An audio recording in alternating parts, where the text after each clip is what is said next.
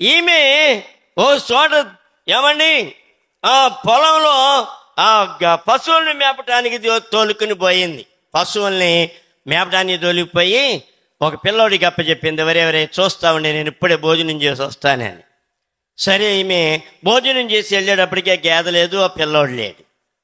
పిల్లోడు లేకపోయేటప్పటికీ ఈమె ఏం చేసింది, సరే అదంతా ఎతికి మొత్తం ఊరంతా ఎతికింది, తన పట్ట కనపడలేదు. ఎవరో చెప్పారు బావిలో గీత పడిపోయింది అని. గీత పడిపోయిందంటే వెళ్ళిపోయి ఏమండి అదేమో నీళ్ళల్లో ఈదుతూ ఉంది, లోపల ఎక్కడో ఈదుతూ ఉంది బావిలో.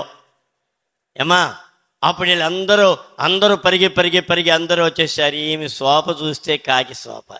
ఆ బురదలో పడి దొరలాడుతూ అయ్యో నా పట్ట పడిపోయిందని చెప్పి జుట్టు పీక్కుని ఏమండి ఒళ్ళంతా బురదైపోయేదాగా ఏడ్చి ఆమె యొక్క ఏడ్పంట పక్షులు ఆలకించినాయి అంటండి. అబ్బా అంత ఏడ్చిందంట.